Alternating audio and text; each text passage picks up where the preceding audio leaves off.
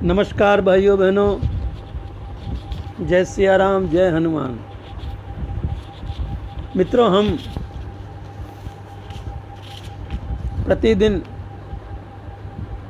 नीति सार के बारे में बातें करते हैं, चर्चा करते हैं।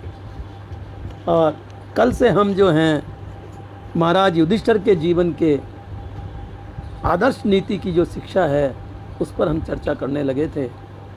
तो कल हमने जाना कि किस प्रकार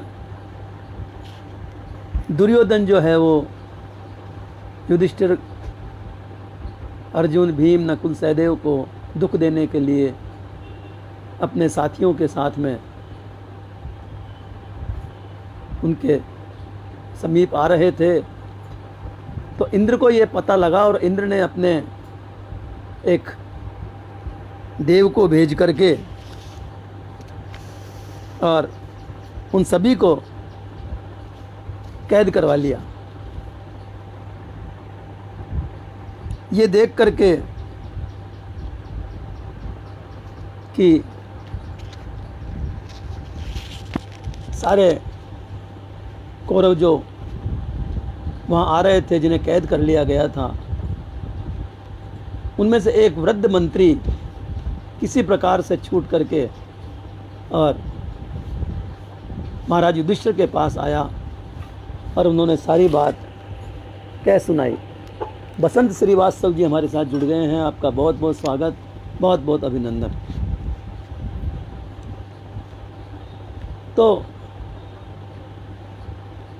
युधिष्ठिर जी ने जब सारी बात जानी और ये भी जाना कि वे हम लोगों को दुख देने के लिए आ रहे थे, और इस तरह से बीच में उनको एक देव ने जो है उनको इस तरह से बांध करके कैद कर लिया है, तो उन्होंने अपने भाइयों को कहा कि जल्दी से तैयार हो जाइए और चल करके उस देव से हमें युद्ध करना है और अपने कौरव भाइयों को छुड़ाना है। भाई लोग सभी तैयार तो हो गए, लेकिन उन्होंने कहा कि भैया, जो कौरव हमें दुख देने के लिए आ रहे थे, हम पर प्राणघातक हमला करने के लिए आ रहे थे, उन्हीं को आप छुड़ाने जा रहे हो। तो युधिष्ठिर ने कहा कि वो एक अलग बात है, लेकिन क्षत्रिय धर्म ये है कि हमारी शरण में जो आ गया है हमें उसकी रक्षा करनी है, चाहे वो कोई भी हो। तो प्रथम बात तो यह है कि ये हमारे शरण में आए हैं, हमें इनकी रक्षा करना है। दूसरा ये कि वे हमारे कुल के हैं और हमारे कुल की रक्षा करना हमारा परम धर्म है। भूपेश प्रताप सिंह जी हमारे साथ जुड़े हैं। आपका बहुत बहुत धन्यवाद, बहुत बहुत आभार भूपेश सिंह जी। जय सिया राम, जय हनुमान। तो वो तो चरित्र वहीं समाप्त होता है। अब नया चरित्र है कि युधिष्ठिर जी की धैर्य नीति। ये बात तो संसार प्रसिद्ध ही है कि दुर्योधन कर्ण की सम्मति से शकुनी के द्वारा धर्मराज युधिष्ठिर को छल से जुए में हरा करके दांव पर रखी हुई द्रौपदी को जीत लिया था। उसके पश्चात दुर्योधन की आज्ञा से दुशासन ने द्रौपदी को केश पकड़ करके खींचते हुए भरी सभा में उपस्थित किया था। द्रौपदी अपनी लज्जा बचाने के लिए रुदन करती हुई पुकारने लगी। सभी सभा द्रौपदी को व्याकुलता भरे हुए करुणापूर्ण रुदन को देख करके दुखी हो रही थी, किंतु दुर्योधन के भय से विदुर और विकर्ण के सिवा किसी ने भी उनके इस घृणित कार्य का विरोध नहीं किया। द्रौपदी उस समय रजस्वला थी और उसके शरीर पर एक भी वस्त्र नहीं था। ऐसी अवस्था में भी दुशासन ने भरी सभा में उसका वस्त्र खींच करके उसकी साड़ी को खींच करके उसे नंगी कर देना चाहा। कर्ण नाना प्रकार के दुर्वचनों द्वारा द्रौपदी का अपमान करने लगा। दुष्ट दुर्योधन ने तो अपनी बाईं जांग दिखा करके उस पर बैठने का संकेत करके द्रौपदी के अपमान की हद कर दी थी।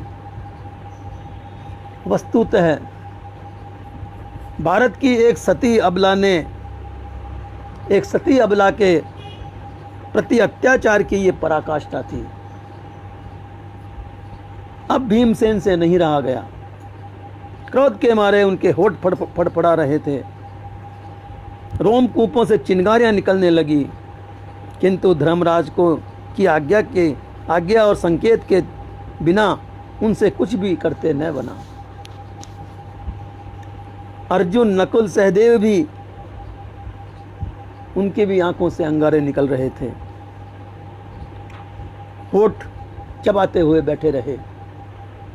परंतु धर्मात्मा युधिष्ठिर तो वचनबद्ध थे, इसलिए वे सब कुछ देख सुनकर भी मौन व्रत धारण किए हुए चुपचाप शांत भाव से बैठे रहे। द्रौपदी चीख उठी। उसने अपनी रक्षा के लिए आंखों में आंसू भर करके भरी सभा में सबसे अनुरोध किया, पर सबने सिर नीचा कर लिया। अंत में उसने सबसे निराश होकर के भगवान श्री कृष्ण को सहायता के लिए पुकारा और आर्त भक्त की पुकार सुनकर के भगवान ने ही द्रौपदी की लाज बचाई। भगवान कृष्ण ही उस समय द्रौपदी की लज्जा बचाने के लिए आए। हमें यहाँ युधिष्ठिर महाराज के धैर्य को देखना है। वो जरा सा इशारा कर देते तो एक क्षण में वहाँ पर प्रलय का दृश्य उपस्थित हो सकता था, परंतु उन्होंने उस समय धैर्य का सच्चा स्वरूप क्या हो सकता है इसको प्रत्यक्ष करके दिखला दिया था। धन्य हैं अपूर्व धैर्यवान युधिष्ठिर जी महाराज। तो ये युधिष्ठिर जी महाराज की धैर्य की एक मिसाल थी, उनका उदाहरण था। अक्रोध एवं क्षमा की नीति। उनको क्रोध भी नहीं आता था और वे क्षमा भी कर दिया करते थे। महाराज युधिष्ठिर अक्रोध और क्षमा के मूर्तिमान विग्रह थे। महाभारत के वन पर्व में एक कथा आती है कि द्रौपदी ने एक बार महाराजा युधिष्ठिर के मन में क्रोध का संचार करने के लिए अतिशय चेष्टा की। द्रौपदी ने कोशिश की कि महाराज युधिष्ठिर को क्रोध आ जाए। उसने महाराज से कहा कि नाथ, मैं राजा द्रुपद की कन्या हूँ, पांडवों की धर्मपत्नी हूँ, दृष्टद्युम्न की भगिनी हूँ। मुझको जंगल में मारी मारी फिरती देख करके तथा अपने छोटे भाइयों को वनवास के घोर दुख से व्याकुल देख करके भी यदि आपको धृतराष्ट्र के पुत्रों पर क्रोध नहीं आता है तो इससे मालूम होता है कि आप में जरा भी तेज और क्रोध की मात्रा नहीं है। परंतु देव, जिस मनुष्य में तेज और क्रोध का अभाव है, जो क्रोध को पात्र पर भी क्रोध नहीं करता है, वह तो क्षत्रिय कहलाने के योग्य भी नहीं है। द्रौपदी महाराज युधिष्ठिर को क्रोध दिलाने के लिए कुछ कटु बातें भी कह रही हैं। आगे कह रही हैं वो कि जो उपकारी हो, जिसने भूल या मूर्खता से कोई अपराध कर दिया हो अथवा अपराध करके जो क्षमा प्रार्थी हो गया हो, उसको क्षमा करना तो क्षत्रिय का परम धर्म है। परंतु जो जानबूझ करके बार बार अपराध कर रहा है, उसको भी क्षमा करते रहना क्षत्रिय धर्म नहीं है। अतः स्वामी, जानबूझ करके नित्य ही अनेकों अपराध करने वाले धृतराष्ट्र पुत्र क्षमा के पात्र नहीं हैं, बल्कि क्रोध के पात्र हैं। उन्हें समुचित दंड मिलना ही चाहिए। ये सुनकर के महाराज युधिष्ठिर ने उत्तर दिया कि द्रौपदी, तुम्हारा कथन ठीक है, किंतु जो मनुष्य क्रोध के पात्र को भी क्षमा कर देता है, वह अपने को और अपने दोनों को, अपने को और उसको दोनों को ही महान संकट से बचाने का कार्य करता है। अतः हे द्रौपदी, धीर पुरुषों द्वारा त्यागे हुए क्रोध को मैं अपने हृदय में कैसे स्थान दे सकता हूँ। क्रोध के वशीभूत हुआ मनुष्य तो सभी पापों को कर बैठता है। वह अपने गुरुजनों का नाश कर डालता है, श्रेष्ठ पुरुषों का तिरस्कार कर देता है। क्रोधी पुत्र अपने पिता को तथा क्रोध करने वाली स्त्री अपने पति तक को भी मार डालती है। क्रोधी पुरुष को अपने कर्तव्यता का ज्ञान बिल्कुल नहीं रहता है। वह जो चाहे सो अनर्थ करने के बात कर डालता है। उसे वाच्य का भी ध्यान नहीं रहता। वह जो मन में आता है वही बकने लगता है। अतः तुम ही बताओ कि महा अनर्थों के मूल क्रोध को मैं कैसे धारण कर सकता हूँ, उसे कैसे आश्रय दे सकता हूँ। द्रौपदी, क्रोध को तेज को मानना मूर्ख है।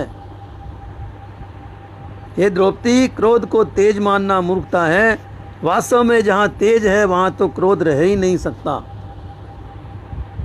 ज्ञानियों का यह वचन है तथा मेरा भी यही निश्चय है कि जिस पुरुष में क्रोध होता है वहाँ पर तेज हो ही नहीं सकता। उसने अपने विवेक द्वारा उसे शांत कर दिया है। उसी को तेजस्वी कहते हैं जिसे क्रोध नहीं आता है, न कि क्रोधी को तेजस्वी कहा जाता है। सुनो, जो क्रोध पात्र को भी क्षमा कर देता है वह सनातन लोक को प्राप्त होता है। महामुनि कश्यप ने तो यहाँ तक कहा है कि क्षमा ही धर्म है, क्षमा ही यज्ञ है, क्षमा ही वेद है और क्षमा ही शास्त्र है। इस प्रकार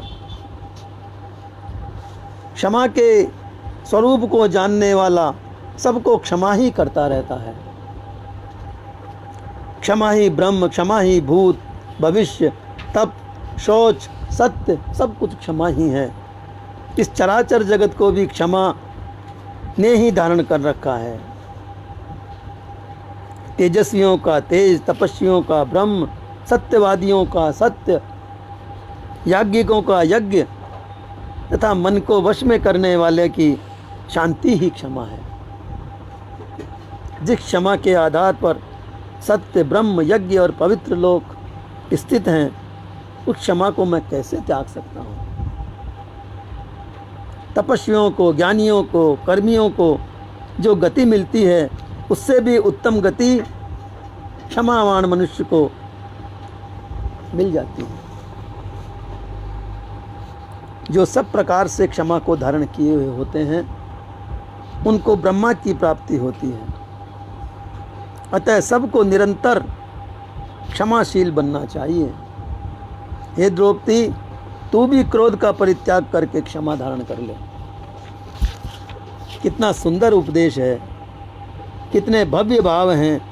जंगल में दुख से कातर बनी हुई अपनी धर्म पत्नी के प्रति भी निकले हुए धर्मराज के ये वचन अक्रोध के ज्वलंत उदाहरण हैं। तेज, क्षमा और शांति का इतना सुंदर सम्मिश्रण और किसी में भी प्राय ढूंढने पर भी नहीं मिलता है। तो मित्रों, ये दो दृष्टांत हम युधिष्ठिर जी के आज चर्चा में ले आए थे। कल हम इस वार्ता को और आगे बढ़ाएंगे। तो ये द्वितीय भाग हुआ और दुर्योधन जी की, युधिष्ठिर जी की जो नीति वचन हैं, नीति उपदेश हैं, वे शायद 4-5 भागों में पूर्ण होंगे। हम अनवरत ये चर्चा करते रहेंगे। कल फिर मिलेंगे इसी समय, इसी पटल पर। तब तक के लिए जय सिया राम, जय हनुमान।